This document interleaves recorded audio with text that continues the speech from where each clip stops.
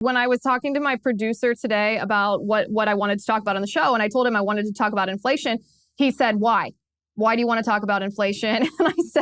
And I said, because I want to moan about it. I want to groan about it. I want to commiserate with everyone about how awful it is. These deliberate decisions that the Biden administration has made that have led to 9.1% inflation. 9.1% inflation.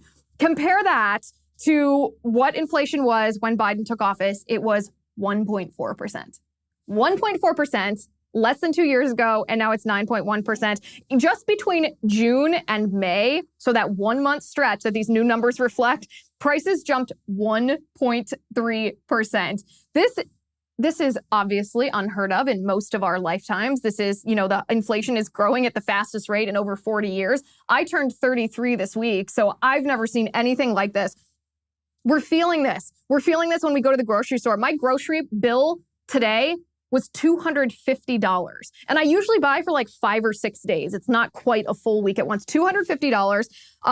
Grocery prices are up 12% in the last year. That is the biggest annual increase since 1979. Chicken is up 19% in the past year. Electricity is up 14%. Gas, I don't need to tell you this, gas is up 60%.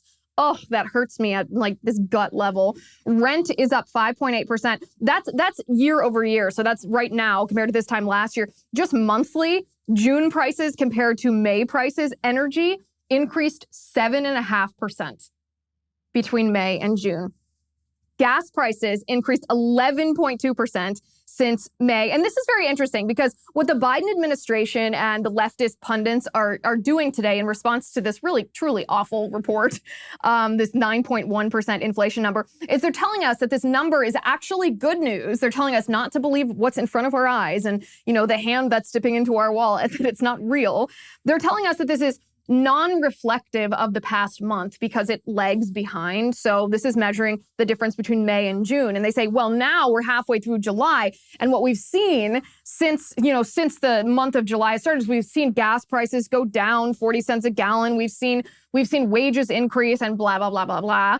But this is a lie. This is a lie because if you look very closely at this data, if you analyze this data, you will see that core prices rose 0.7% on a monthly basis. So what does this mean and what does this tell us? This is an indication that the underlying inflationary pressures, and that's just a fancy way of saying Biden continuing to print money and spend money, which devalues our currency, that is still an influence impacting inflation, that this is not just the residual effects of something that Biden did, but Biden has since stopped doing. And so we just have to wait out the consequences until they peter out. No, this is existing. It is still making an impact, and it is completely widespread.